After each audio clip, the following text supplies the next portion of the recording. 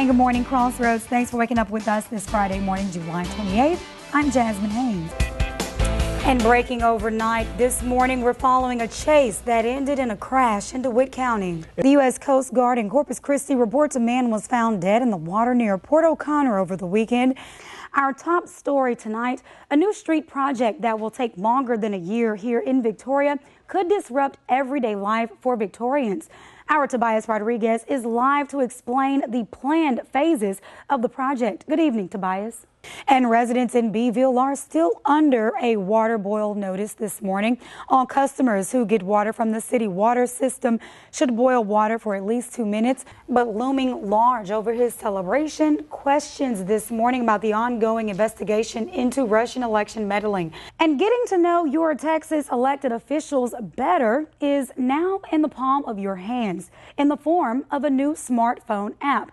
January is Cervical Cancer Awareness Month. Cervical cancer is a highly preventable and treatable cancer.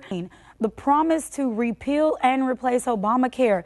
Does the Senate's health care bill have a chance? Today, there is growing opposition within the Republican Party.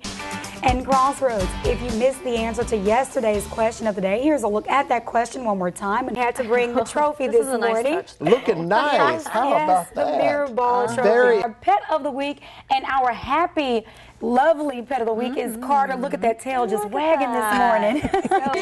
Cool. Yes. That's great. Good job, guys. It's always hard to find that babysitter to go get your workout on, but they can bring the kids with them. Yes. And so, Crossroads, our pet of the week is Sugar. Perfect name, all white there, so I can see where the sugar comes from. And we have an update this morning to the breaking news from overnight. An update to that downed telephone pole near the intersection of Navarro Street and Trinity. Officials tell us they are still waiting to hear back from AT&T to replace that telephone pole. AEP crews helped trim the pole for safety reasons to keep the pole from leaning into the street. North Navarro is still reduced to one lane and will remain that way until AT&T arrives to replace the downed pole. Officials say they are unsure how long the wait may take. And here's what happened. The telephone pole is down this morning after what is believed to be a drunk driving accident. It happened at 2:23 this morning. Officials say the male driver hit the pole and then fled on foot. All right, and we'll keep you updated with more information. And the city of Port Lavaca is upgrading one of the city's oldest parks as part of their 5-year improvement plan. Our Adriana Garcia spoke with the Calhoun County YMCA director to talk about the importance of having a park where over 700 kids participate in sporting events.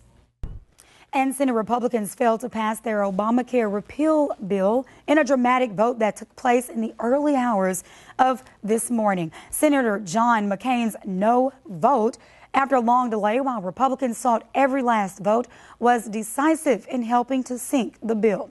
His vote drew gasps on the Senate floor and brief applause from the Democratic side of the chamber. He joined 2 other Republicans, Alaska's Lisa Murkowski and Maine's Susan Collins, both of whom had expressed reservations about the repeal effort for days.